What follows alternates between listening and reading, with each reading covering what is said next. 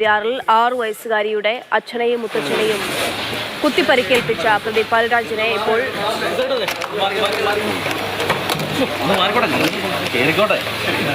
Police വാഹനത്തിൽ പ്രതിയെ ഇപ്പോൾ കൊണ്ടുപോകുന്ന ദൃശ്യങ്ങളാണ് നമ്മളിപ്പോൾ കണ്ടുകൊണ്ടിരിക്കുന്നത്.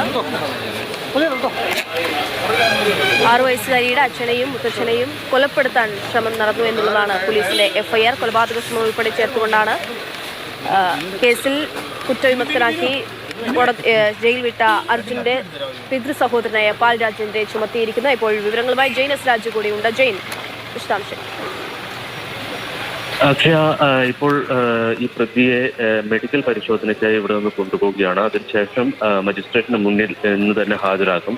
സ്വാഭാവികമായും ഈ പ്രതിക്കെതിരെ ഏതെങ്കിലും രീതിയിൽ അക്രമ സാധ്യത കൂടി നിലനിൽക്കുന്നുണ്ട്. കാരണം ഇവർക്കെതിരെ വളരെ വൈകാരികമായിട്ടുള്ള ഒരു ഇതാണ് ഈ മേഖലയിൽ നിലനിൽക്കുന്നത്. അതുകൊണ്ട് തന്നെ ഇവർക്കെതിരെ ഒരു അക്രമ സാധ്യത നിലനിൽക്കുന്നുണ്ട്. അതുകൊണ്ട് തന്നെ പോലീസ് വളരെ സുരക്ഷാ മുൻകരുതലോടെയാണ് പ്രതിയെ ഇവിടെ നിന്ന് മെഡിക്കൽ പരിശോധനയ്ക്ക് കൊണ്ടുപോയത്.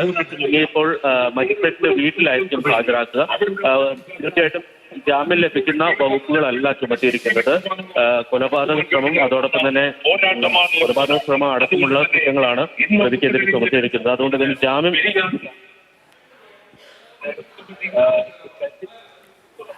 ജയിനാണ് വിവരങ്ങൾ നൽകിക്കൊണ്ടിരിക്കുന്നത്. പാൽരാജിനെ ഇപ്പോൾ വൈദ്യപരിശോധനയ്ക്കായി കൊണ്ടുപോകുന്നു. വൈദ്യപരിശോധനയ്ക്ക് ശേഷമായിരിക്കും ഇയാളെ മജിസ്ട്രേറ്റിന് മുൻപിൽ ഹാജരാക്കുക. മജിസ്ട്രേറ്റിന്റെ വീട്ടിലേക്കാണ്, ഞായറാഴ്ചയാണ്, അവധി ദിനമാണ്, വീട്ടിലേക്കാണ് കൊണ്ടുപോകുന്നതെന്ന് മനസ്സിലാകുന്നു. ജെയിൻ, നമ്മുടെ നാട്ടിൽ അത്ര കേട്ടിട്ടുള്ള ഒരു സംഭവമല്ല. തീർത്തും ഞെട്ടിപ്പിക്കുന്ന തരത്തിലായിരുന്നു. ഒരു പെൺകുട്ടി പീഡിപ്പിച്ച കുഞ്ഞിനെ കൊലപ്പെടുത്തുന്നു, പിന്നീട് ആ കുഞ്ഞിന്റെ ബന്ധുക്കളെയും വെറുതെ വിടുന്നില്ല എന്നുള്ള വാർത്ത നമ്മുടെ നാട്ടിൽ ഉണ്ടാകുന്ന നമ്മളെ അത്രമേൽ ഞെട്ടൽ ഒഴിവാക്കുന്ന സംഭവമാണ്.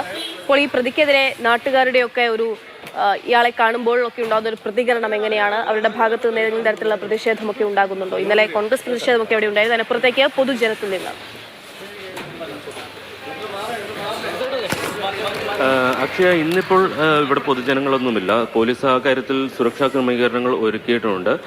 മറ്റ് അനിഷ്ട സംഭവങ്ങളൊന്നും ഈ പോലീസ് സ്റ്റേഷന്റെ ചുറ്റുവട്ടത്തുണ്ടായിട്ടില്ല. പക്ഷേ മെഡിക്കൽ പരിശോധനയ്ക്കൊക്കെ ആശുപത്രിയിലേക്ക് കൊണ്ടുപോകുമ്പോൾ ആളുകൾ പലതരത്തിൽ പെരുമാറാൻ സാധ്യതയുണ്ട്. അതുകൂടി മുന്നിൽ കണ്ടുകൊണ്ടുള്ള സുരക്ഷാ ക്രമീകരണങ്ങൾ പോലീസിന്റെ ഭാഗത്തുനിന്ന് ഒരുക്കിയിട്ടുണ്ട്. നമുക്കറിയാം, ഇതൊരു വളരെ വൈകാരികമായിട്ടുള്ള ഒരു വിഷയമാണ്. വളരെ പ്രായം കുറഞ്ഞ 6 വയസ്സ് മാത്രമുള്ള ഒരു കുഞ്ഞ് കൊല്ലപ്പെടുകയും ആ കേസിൽ പ്രതി എന്ന് അവർ വിശ്വസിച്ചിരുന്ന ആളുകൾ രക്ഷപ്പെടുകയും ചെയ്തു. അപ്പോൾ ആ ഒരു വൈകാരിക പ്രശ്നത്തിലൂടെയാണെങ്കിൽ തലത്തിലൂടെയാണ് ഈ ഇരയായ കുട്ടിയുടെ മാതാപിതാക്കൾ കടന്നു പോകുന്നത്. അതിനിടയിലാണ് ഇത്തരം ഒരു അനിഷ്ട സംഭവങ്ങൾ ഉണ്ടാകുന്നത്. ഇപ്പോൾ പോലീസ് കണ്ടെത്തിയിരിക്കുന്നത് പ്രകോപനം പാൽരാജിന്റെ ഭാഗത്തു നിന്ന് ആണ് എന്നുള്ളതാണ്.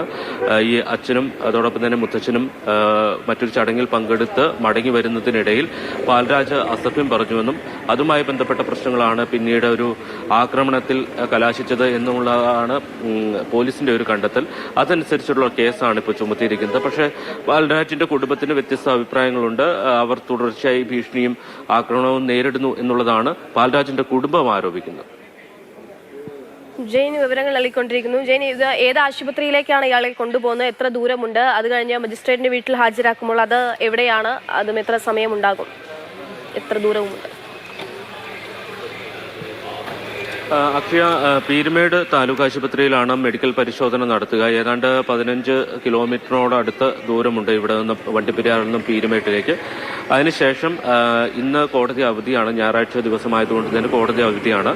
കുട്ടിക്കാനത്താണ് മജിസ്ട്രേറ്റിന്റെ വീട്. മജിസ്ട്രേറ്റിന്റെ മുന്നിൽ ഹാജരാക്കിയതിനു ശേഷം തീർച്ചയായിട്ടും റിമാൻഡിൽ പോകാൻ തന്നെയാണ് സാധ്യത. അല്ലെങ്കിൽ റിമാൻഡിലേക്ക് 14 ദിവസത്തെ റിമാൻഡ് കോടതി അനുവദിക്കും. കാരണം ഗൗരവമുള്ള വകുപ്പുകളാണ് പാൽരാജിനെതിരെ ചുമത്തിയിരിക്കുന്നത്.